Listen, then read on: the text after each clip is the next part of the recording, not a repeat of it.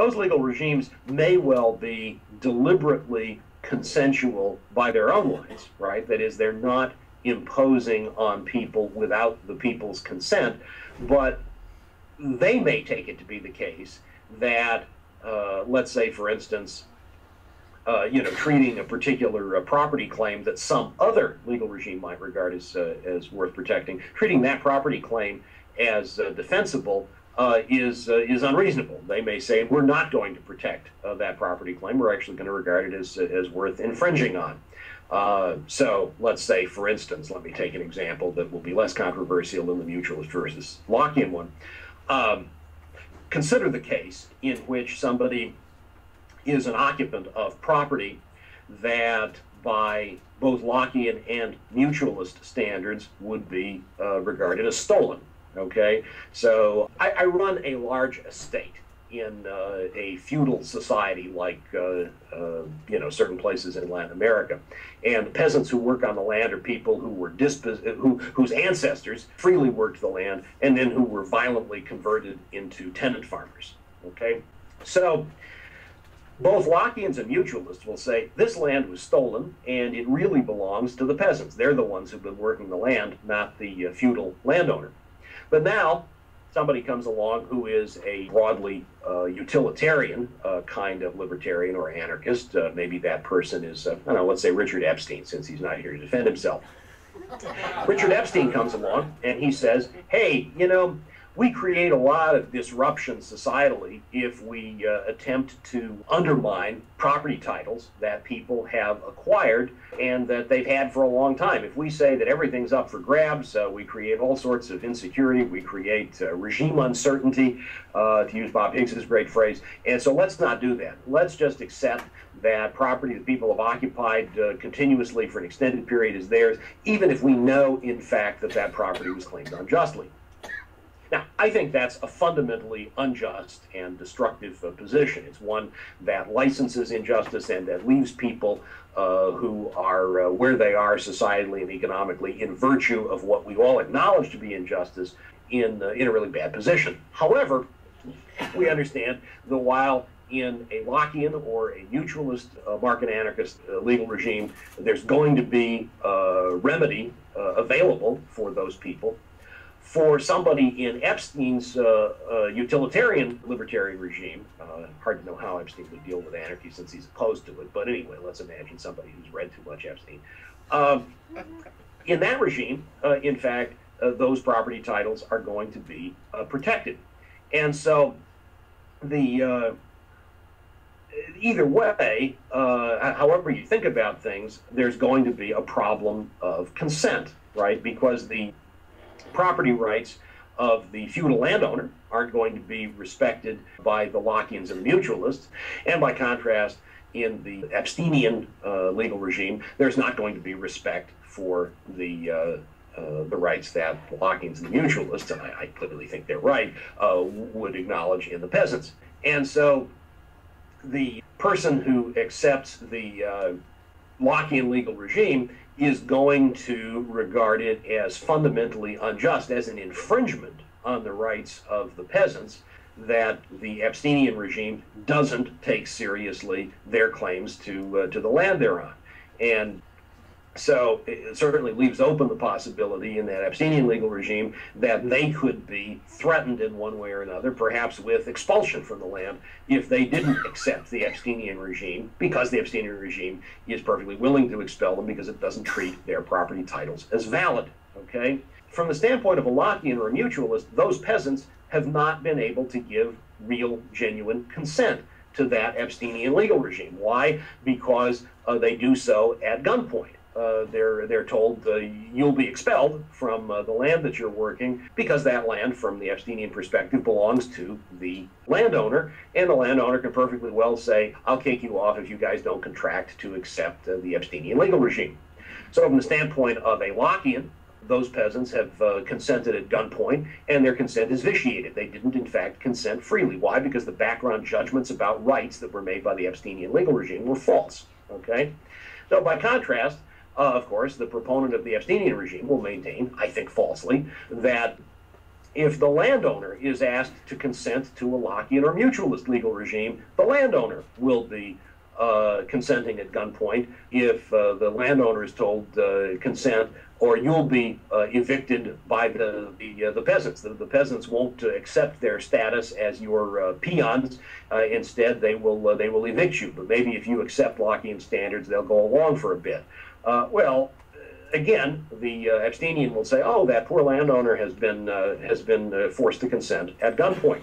The reality is, from the standpoint of one normative assumption or set of normative assumptions, it's going to be the case that there will be problems with consent in the case of somebody else. Some other set of normative assumptions will conflict, and this will raise questions about consent. People can only be said to consent in virtue of respect for some set of background rights.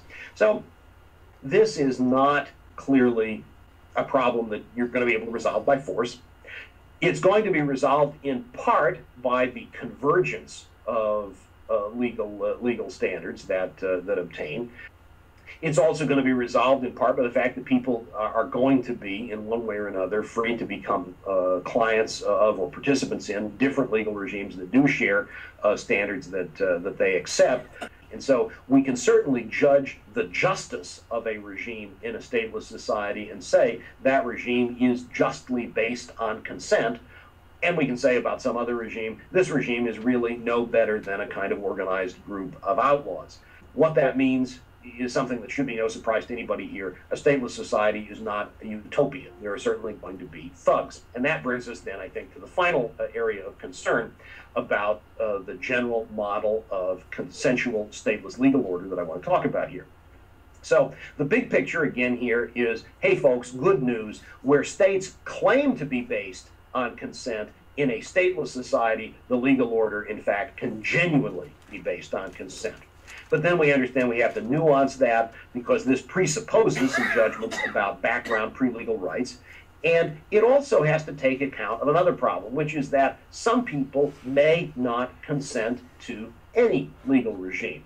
We call these folks outlaws. Now, some outlaws may just be people who don't want to engage in the business of paying for dispute resolution services on a contractual basis. Maybe they're willing to pay for them on a spot contract basis, but they're not really interested in doing, they just think it's a waste of their time to be ongoing customers of dispute resolution services. Those are not dangerous outlaws. These are people who aren't ongoing participants in particular legal regimes, but they're people who in reality are quite willing to be cooperative and peaceful. Not a big deal.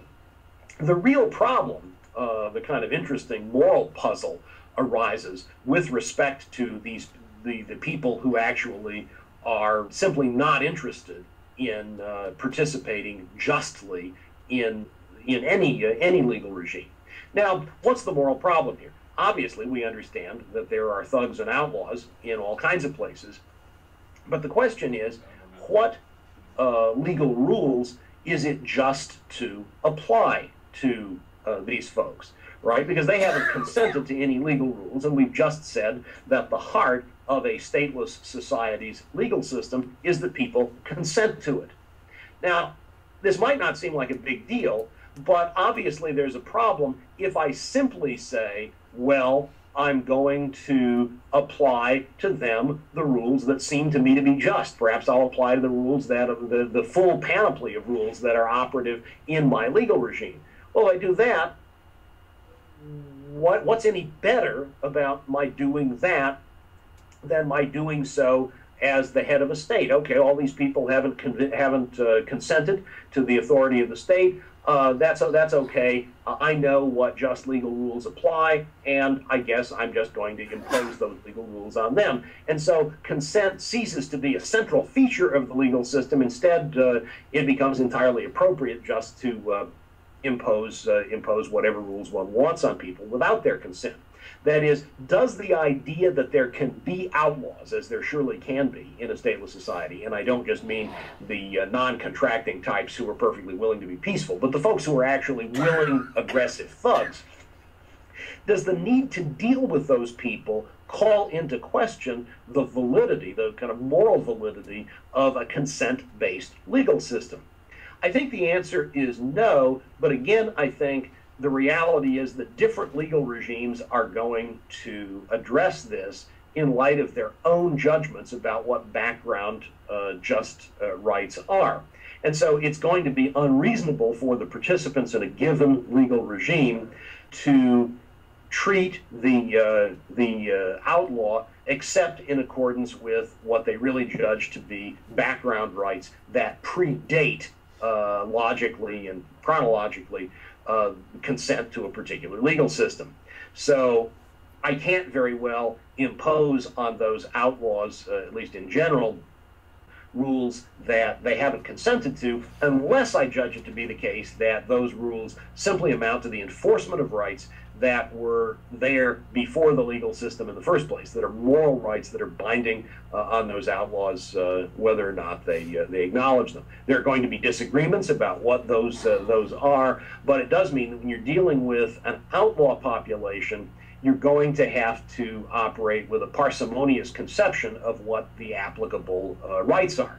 Now, does that mean that some people will just regard it as in their self-interest to be outlaws and therefore not manage to come under the sway of this or that more complex set of rights, rather than, for instance, starting their own dispute resolution service? You know, the answer is, of course, some people may do that, but there clearly are going to be advantages, economic and personal advantages, to being somebody who is an active participant in some dispute resolution service, some legal regime. And so it does seem that there's a fairly small number of people who will be affected here, and clearly participants in legal regimes can minimize their dealings with those folks so that these conflicts don't arise in large numbers. So all of this is just to say that we can imagine a fully consensual legal system in a stateless society, but only if we also add in the notion of background pre-legal rights, and that notion has to do a fair amount of work. There's no top-down way of determining just what those are. I've got my beliefs about them, and the rabbinical courts may have a different view.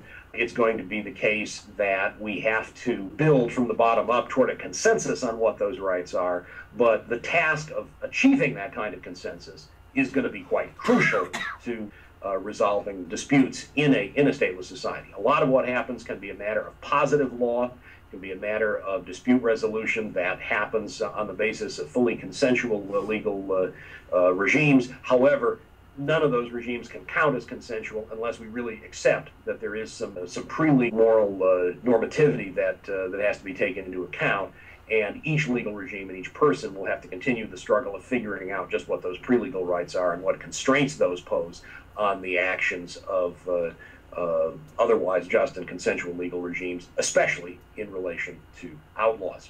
So I think it's a fascinating field of study. If you think about how a stateless society is going to operate, consensual law has to serve as the foundation for what happens there. And so an institution like Individual Sovereign University does well to continue thinking about this issue of consensual law and how dispute resolution can be managed most effectively and what standards ought to be applied. It gives me enormous pleasure to be here even virtually, for this conference of ISU, because I think the goal of achieving individual sovereignty, of bottom-up authority rather than top-down authority, is so important and so crucial. And I'm sorry I can't be there physically, but I'm really glad to support this exciting and important project designed to lead to the development of a just and peaceful and voluntary community, society, one that I think has to be rooted in consensual law. Thank you very much, and I'm glad to entertain questions.